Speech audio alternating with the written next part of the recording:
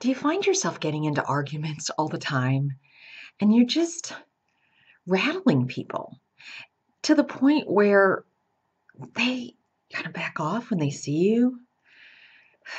Okay, you're pushing too many buttons. And I'm not saying, oh, just talk about the weather and just talk about shallow, surfacey stuff. No, I mean, that's boring. But you have to draw the line because you don't want to antagonize people. Know how know when you're pushing their buttons. So if you know that you bring up a certain subject and they're going to get on edge, and you can see it in their body language, you can see them kind of pulling back and their smile goes like, and you know that, okay, change the subject right then and there. You have to pay attention to people's reactions. And what I would do is, if the conversation's getting heated and you can see their blood pressure's rising, like they're getting a little more tense and they're not as fun and outgoing and smiley as they were when you first started the conversation, again, change the subject, even if you have to do it abruptly.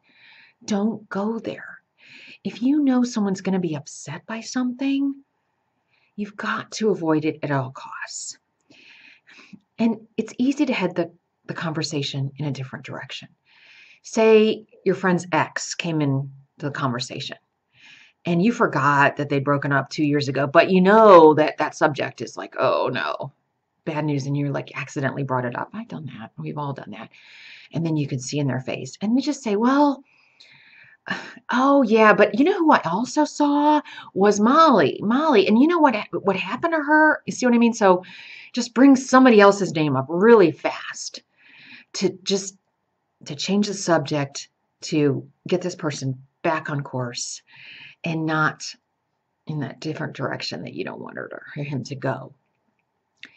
And there's some subjects that maybe you don't want to bring up that is always going to be heated.